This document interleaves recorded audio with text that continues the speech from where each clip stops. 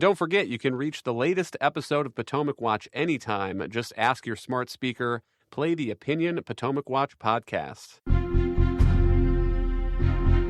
From the opinion pages of the Wall Street Journal, this is Potomac Watch. Welcome back. Let's save a little breath here for the Republican response to the State of the Union. Always a difficult job after the pageantry of the president in the House chamber there. Kim, this year it's going to be delivered by Katie Britt, the senator from Alabama, sworn in 2023, 42 years old, so roughly half Joe Biden's age. Can you tell us a little bit more about Katie Britt and what do you think she's intending to say? Well, I think that you just said the most important thing about Katie Britt and why she was chosen. She is half Joe Biden's age. She's 42 years old.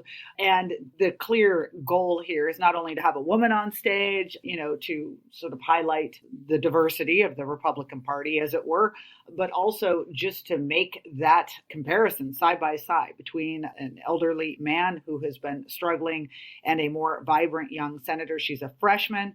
I think it's notable and interesting that she's from Alabama, obviously, which has been in the news because of the fight over in vitro fertilization. In fact, the president is having as one of his guests a woman who had her IVF canceled in Alabama after that Supreme Court decision.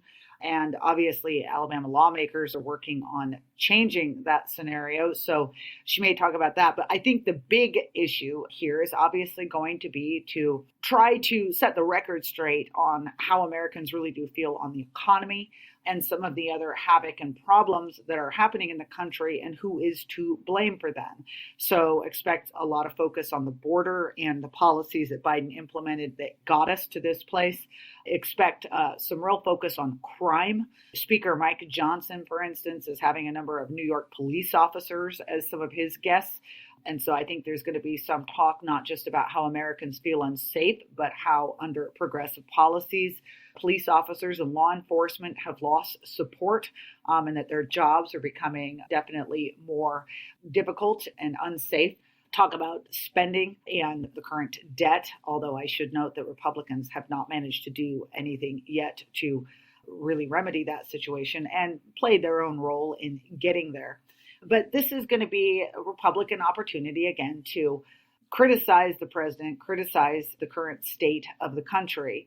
I think the interesting question is what, if anything, Katie Britt presents as a policy agenda on the other side. It's a very difficult job right now because, while Donald Trump is close to being the nominee and is, for most part, the putative head of the party, it's a little unclear exactly what his agenda is. And Republicans themselves in the Senate and the House are all over the map in terms of their ideas.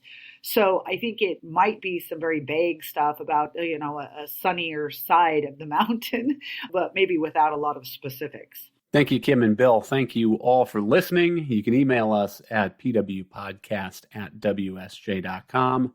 If you like the show, please hit that subscribe button, and we'll be back tomorrow with another edition of Potomac Watch.